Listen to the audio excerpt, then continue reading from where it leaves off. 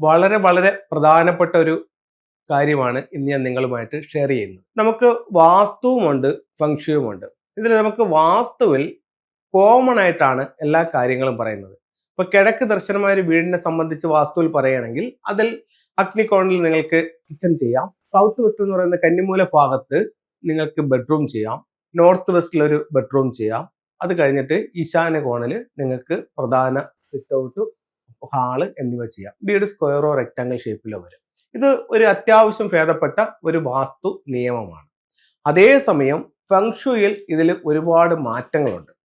അപ്പം അത് എന്താന്ന് വെച്ച് കഴിഞ്ഞാൽ ഫെങ്ഷുയിൽ ഒരു ഫ്ലൈങ് സ്റ്റാർ എന്ന് പറയുന്ന ഒരു കണക്കുണ്ട്. നമ്മൾ വീട്ടിൽ കൺസൾട്ടിങ്ങിന് പോവുകയാണ്. കൺസൾട്ടിങ്ങിന് പോയി വീടിന്റെ പ്ലാൻ എടുത്തിട്ട് അവിടുത്തെ ചോദിക്കും, ഈ വീട് നിങ്ങൾ എപ്പോഴാണ് ഹൗസ് വാമിങ് ചെയ്തതെന്ന് ചോദിക്കും. അപ്പം അത് ആ ഒരു ഡേറ്റ് പറയും. അപ്പൊ ഡേറ്റ് പറയുമ്പോൾ ഉദാഹരണത്തിന് അവര് 2015 ഹൗസ് വാമിങ് ചെയ്തതെന്ന് വെക്കുക.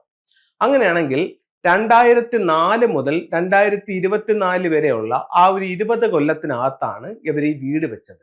ഇതിനെ പീരിയഡ് 8 എന്ന് പറയുന്ന ഒരു കാലഘട്ടമാണ്.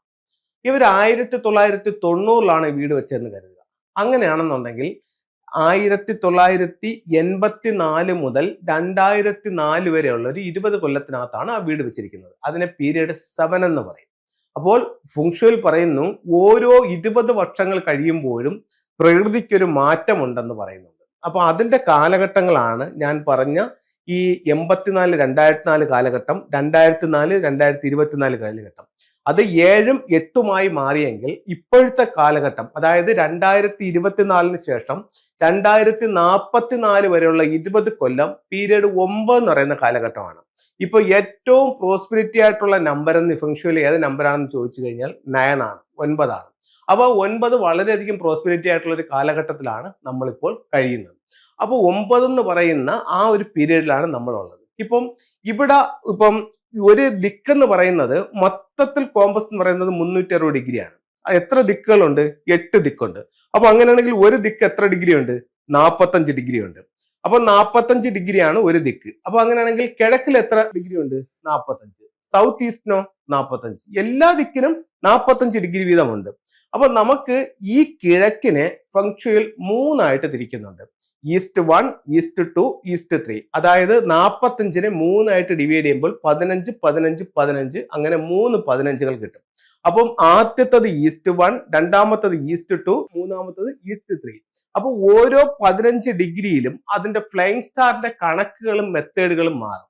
ചുരുക്കി പറഞ്ഞു കഴിഞ്ഞാൽ കിഴക്ക് ദർശനത്തിൽ 80 ഡിഗ്രിയിൽ ഇരിക്കുന്ന ഒരു വീടിന്റെ ഫ്ലൈങ് സ്റ്റാർ അല്ല 90 ഡിഗ്രിയിൽ നിൽക്കുന്ന ഒരു വീടിന്റെ ഫ്ലൈങ് സ്റ്റാർ. അപ്പൊ ഞാൻ ഇവിടെ നിങ്ങളുടെ അടുത്ത് പറയാനായിട്ട് വരുന്നത് വളരെ പ്രധാനപ്പെട്ട ഒരു കാര്യമാണ്. ഈ കാലഘട്ടത്തിൽ, അതായത് 2024 മുതൽ 2044 വരെ കിഴക്ക് ദർശനത്തെ നിങ്ങൾ വീട് വെക്കുമ്പോൾ ഉറപ്പായും ആ വീടിന്റെ ഫ്ലൈങ് സ്റ്റാർ നിങ്ങൾ എടുത്തിരിക്കണം.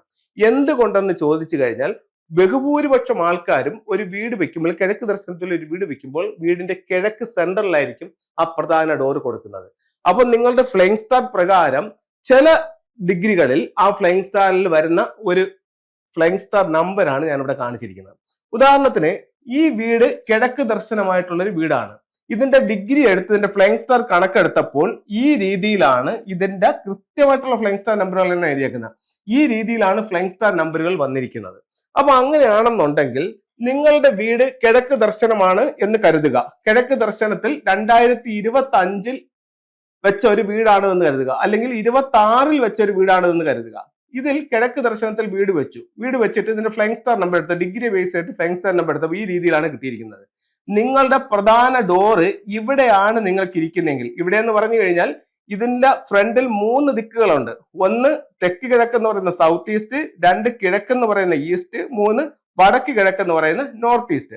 അപ്പോൾ ഇതിന്റെ ഈ പറയപ്പെടുന്ന തെക്ക് കിഴക്കിലോ അല്ലെങ്കിൽ ഈ പറയപ്പെടുന്ന കിഴക്കിലോ ഈ 45 ഡിഗ്രിക്കകത്ത് എവിടെ നിങ്ങളുടെ പ്രധാന വാതില് ഈ വീട്ടിൽ വന്നാലും ഇത് ടോട്ടൽ ലോസിലാണ് ഇതിന്റെ ഈ ഒരു ഫ്ലൈങ് സ്റ്റാർ നമ്പർ ഇരിക്കുന്നത്.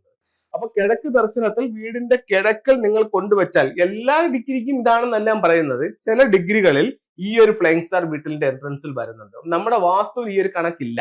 പക്ഷെ ഫെങ്ഷുയുടെ ഫ്ലൈങ് സ്റ്റാർ കണക്കിൽ ഈസ്റ്റിലെ ചില വീടുകളിൽ ഈ ഒരു രീതിയിൽ ഫ്ലൈങ് സ്റ്റാർ നമ്പർ വരുന്നുണ്ട്.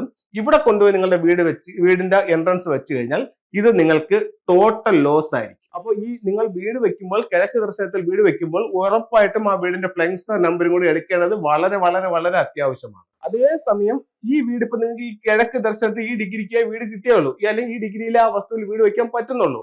ഓക്കെ, നിങ്ങളുടെ പ്രധാന ഡോർ ഈ കിഴക്കെന്നുള്ളത് മാറ്റി വടക്ക് കിഴക്കിൽ വെച്ച പ്രശ്നം സോൾവ് ആയി. കാരണം ഇവിടെ നിൽക്കുന്ന സ്റ്റാർ എന്ന് പറയുന്നത് 9-5 എന്ന് പറയുന്ന സ്റ്റാർ ആണ്. ഇതിന്റെ സ്വഭാവം എന്ന് പറയുന്നത് ടോട്ടൽ ലോസ് ആണ്. ഇവിടെ കൊണ്ടുപോയി നിങ്ങളുടെ പ്രധാന വാതിൽ വെച്ച് കഴിഞ്ഞാൽ ഈ വീട്ടിലേക്ക് നിങ്ങൾ സ്വീകരിച്ചുകൊണ്ടിരിക്കുന്നത് എല്ലാം നഷ്ടങ്ങളായിരിക്കും. ഇങ്ങനെ ഒരുപാട് വീട് നമ്മൾ കൺസൾട്ട് ചെയ്തിട്ടുണ്ട്.